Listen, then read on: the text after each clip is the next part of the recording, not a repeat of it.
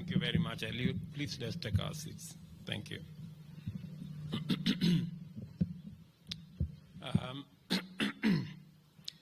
Ministers present, my sister,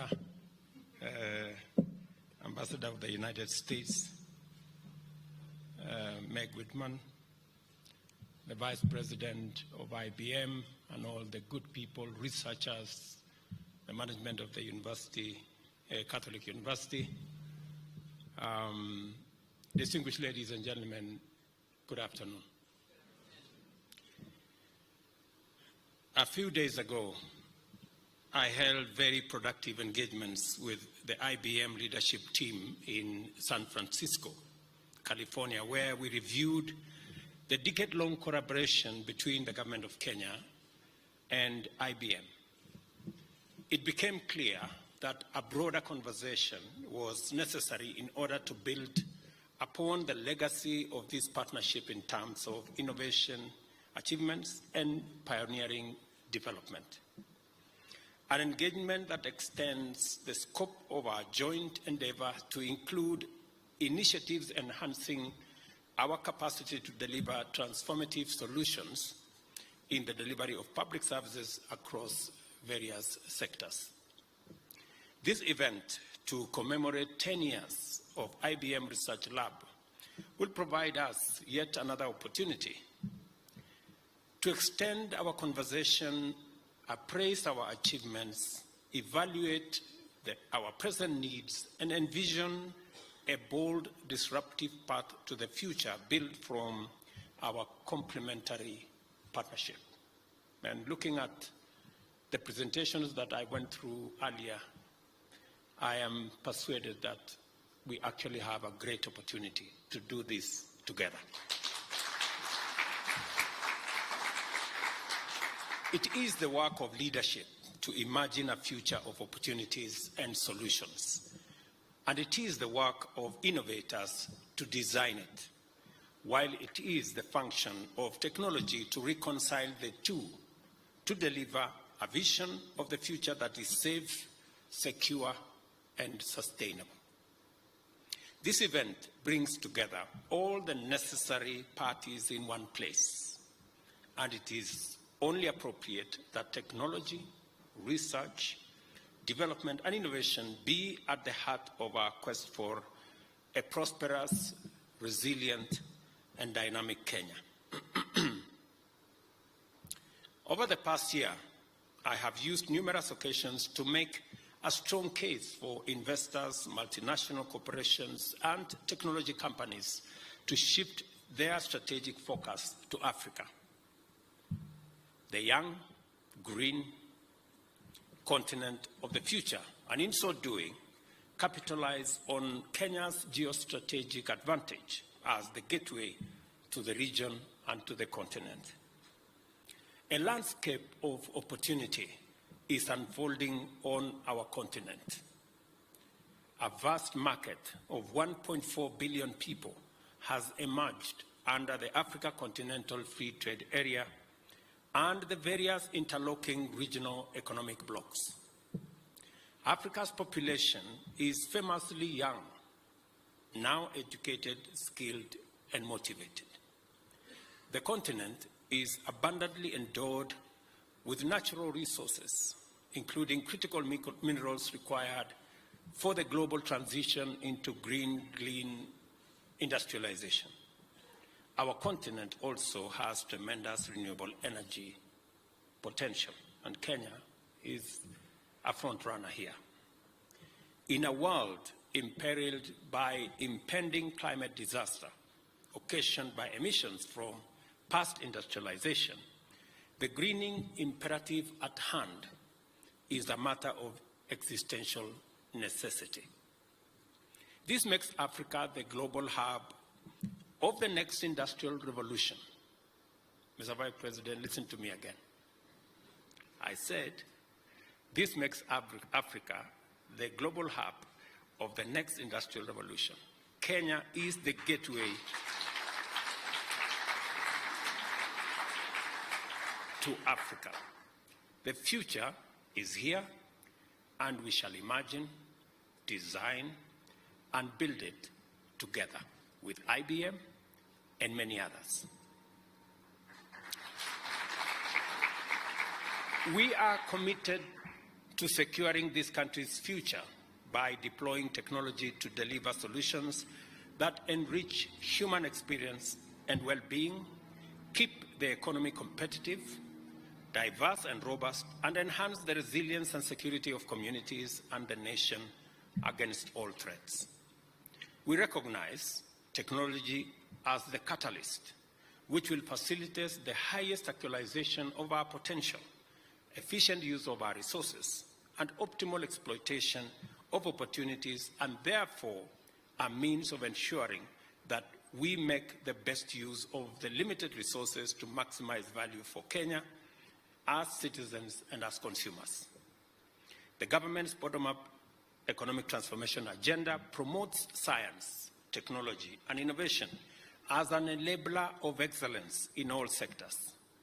We also recognize information and communication technology as a competitive economic sector that by itself and as a powerful enabler of transformation in other sectors of the national economy. When we had a conversation as Kenyans between digital and analog, many people did not know where this was going.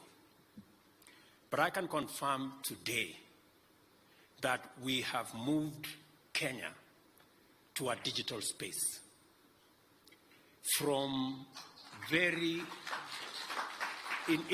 diverse sectors. Today we have, and I can mention at least 6 sectors that today we are using technology and the digital place to drive our policy, our programs, and our agenda. One, today we are having a robust conversation as Kenyans on delivery of government services using the digital space. We are moving our analog data, paper, and all manner of spaces into a digital platform. As I speak to you today, we have transited over 10,000 government services onto the digital platform, something that many people did not imagine. Just 8 months ago, we had only 320 government services online or on the digital space. Today, we have 10,000, and next week, I will be launching the digital ID that will make it possible for Kenyans across our country to be digitally identified and to be able to access government services using their digital identity. Number 2, we have delivered our MSME program, including financial inclusion. On the back of M-Pesa, today we are delivering our credit availability and credit rating and credit assessment on a digital platform. Close to 15 million Kenyans have access to the Hustler Fund. 7 million of them repeated customers because of the digital space and because of digital devices. Number 3, we supplied our fertilizer using an e-forger.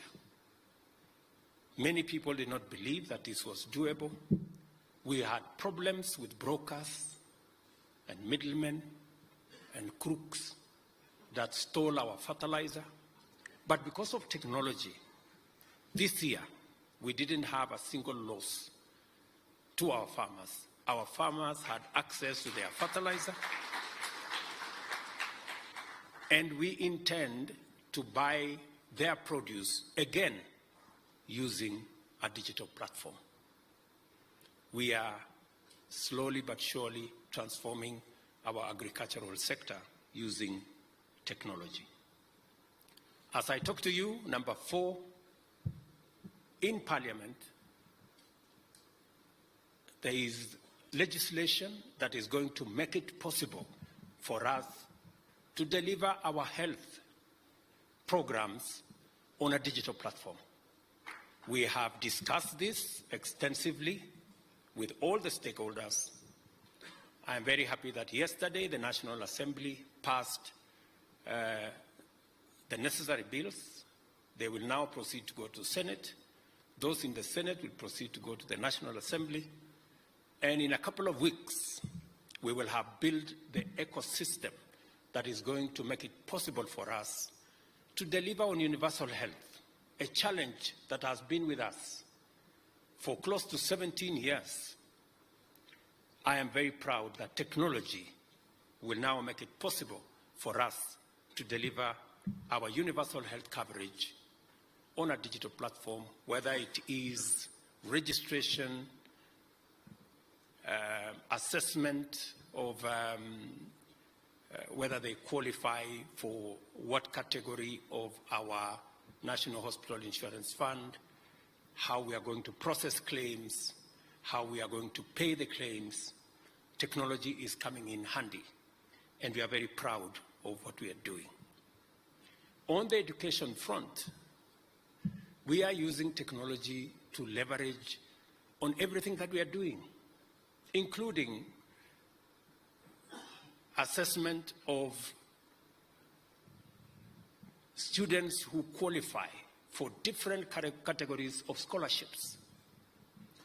What we are calling the mean testing instrument that again leverages on technology. And we are making tremendous progress in that space of education. It has given us an opportunity to turn around and have a new model of delivery of education funding, again, courtesy of technology. I was very happy this morning listening to the scientists and the researchers here at IBM, and already the collaboration between IBM and the Office of the Special Envoy in my office on climate change, that we are now going to use technology, not just to make sure that we keep our promise on the delivery of the planting of 15 billion trees, but it's also going to enable us to find where are we going to do it. But much more importantly, it's going to assist us in the carbon markets ecosystem that I committed that it's going to be one of our very big exports going into the future. Again, I just wanted to give this example as to what technology is doing to us and what the digital space, the amount of scope and partnership that we can achieve and the amount of progress that we can attain working together with partners like IBM. It is our aim, therefore, to turn this country into a hub of productivity and competitiveness by providing ICT infrastructures that enable Kenyans pursue employment opportunities and enjoy market goods and government services conveniently. I just said that in that education space, what our Ministry of ICT is doing with the ICT hubs across the country, the hotspots across the country, is not only to increase commerce, e-commerce that is, but also digital jobs for our young people. So again, technology is working with us. The digital space is giving us leverage on digital jobs, remote jobs that we are already working with various sectors. Under the digital superhighway strategy pillar of our agenda, we are optimizing our position as the gateway of 6 submarine fiber optic cables and the existing potential of 9,000 kilometers of terrestrial fiber optic networks, with another 100,000 kilometers of last mile connectivity to serve every part of Kenya. And as we roll this out, it is an opportunity for companies like IBM and others to work with us to leverage on this space so that technology can help us transform our partnership, our relationship, and also our country. Additionally, the construction of a digital hub for every constituency and installation of free Wi-Fi connectivity at every urban center is underway throughout Kenya. We have enhanced the digitization of government services, as I said, beyond 100,000 government services, and this is why the local assembly of affordable smartphones is critical, and I want to tell you, is underway. More services shall be brought online shortly, with the aim of digitizing every service by the end of this year and employing a unique digital identifier to promote security, efficiency, and inclusivity in digital service delivery. Consa Technopolis, an emerging science, technology, and innovation cluster, and the flagship of our national project to actualize Africa's Silicon Savannah here in Kenya, is already up and running, and the response from the local, regional, and global technology community is highly promising.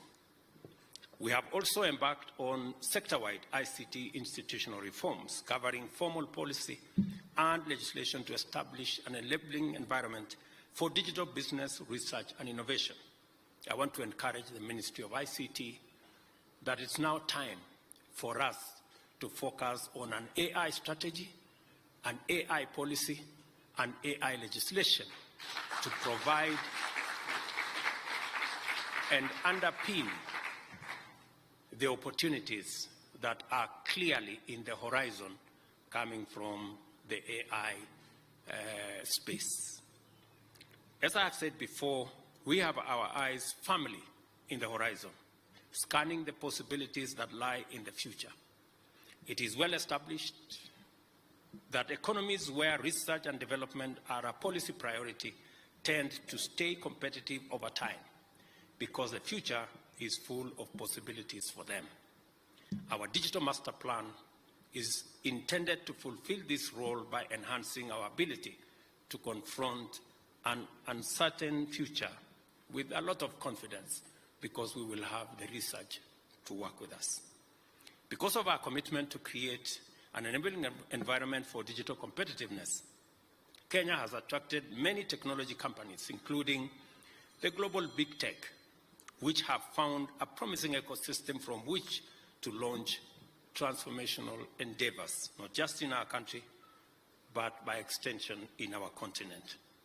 The IBM Research Africa's presence here as IBM's 12th research lab and the first of its kind on our continent is therefore not accidental. By the time the Kenya lab opened in 2013, IBM's footprint in Kenya was 55 years old, comprising collaboration with both the government and numerous local businesses. The agreement, which established the framework for collaboration between the government through the Ministry of ICT and IBM, set the stage for a new era with the setting up of Africa's pioneering industrial research facility and paved the way for IBM to introduce its suite of transformative solutions, which are products of relentless innovation. And we see it every time we come here and every time we engage with IBM. They include cloud computing and hybrid cloud platforms that support businesses and government agencies as well as other organizations, enabling them modernize and secure their data by migrating to the cloud.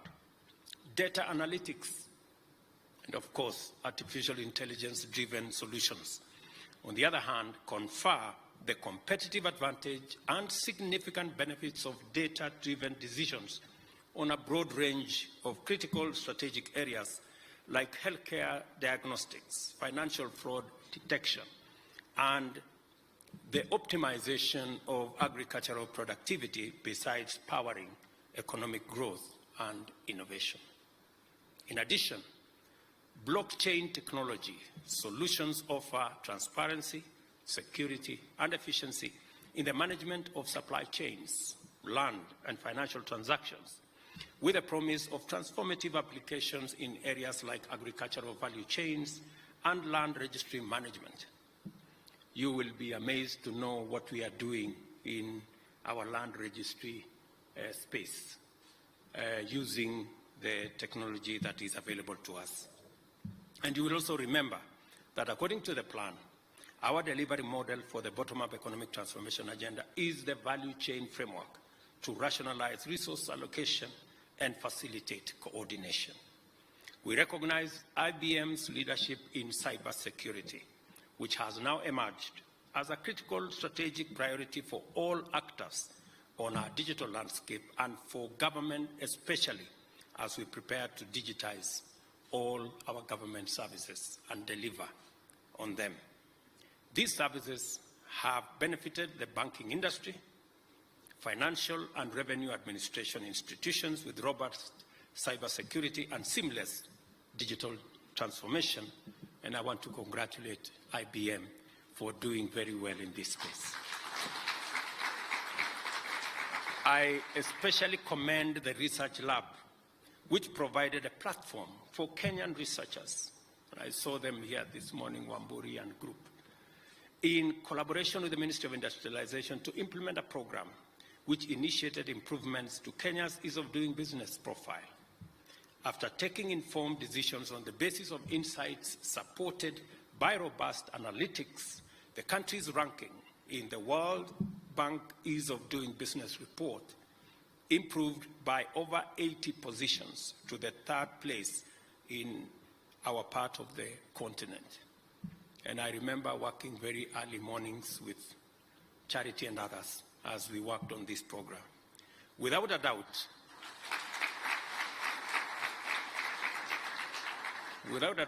IBM has a solid track record in using technology to facilitate innovation, transformation of productivity, and improvements in competitiveness. I commend IBM for their confidence in Kenyan talent, including researchers and analysts who play leading roles in various projects, including, of course, trusting the directorship of IBM Lab here to our own sister, Charity, there.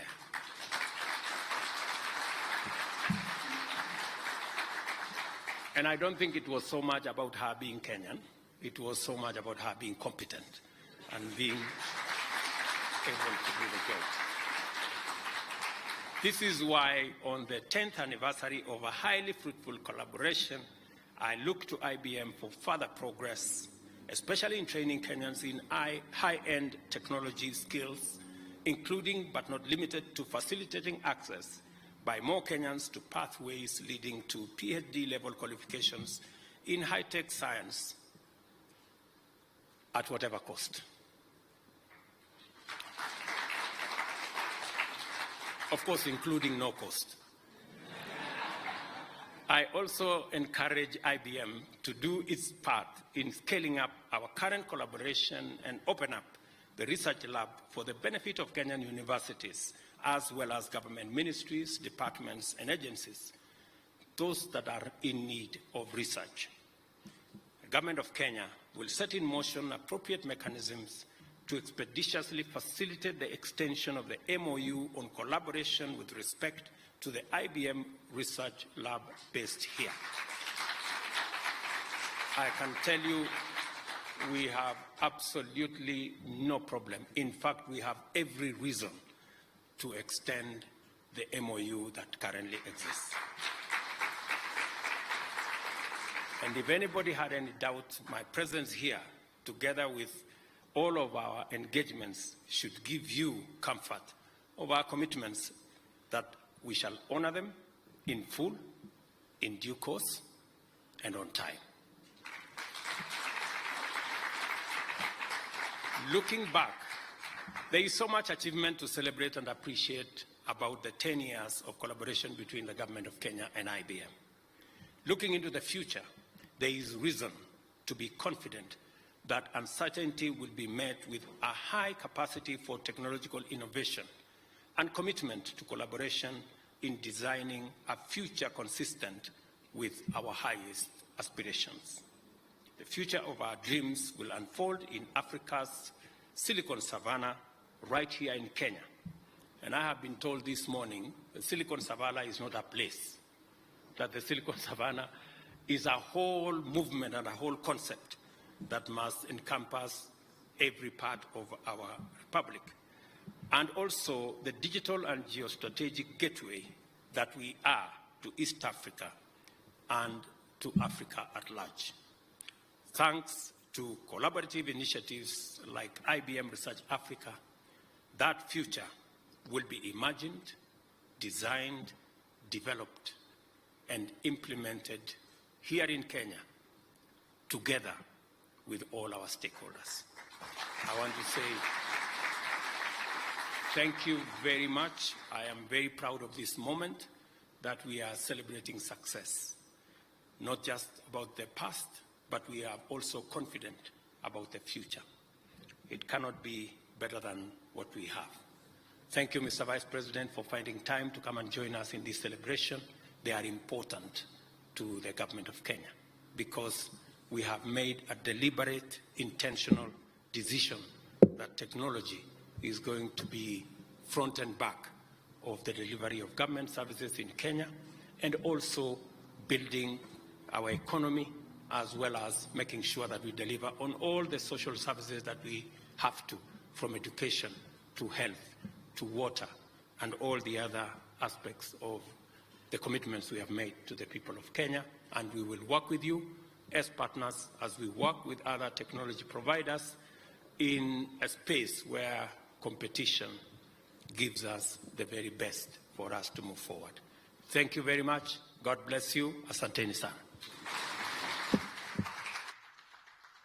Thank you. Thank you very much, Mr. President. Let us all remain upstanding. Let us be upstanding for the national anthem of Kenya.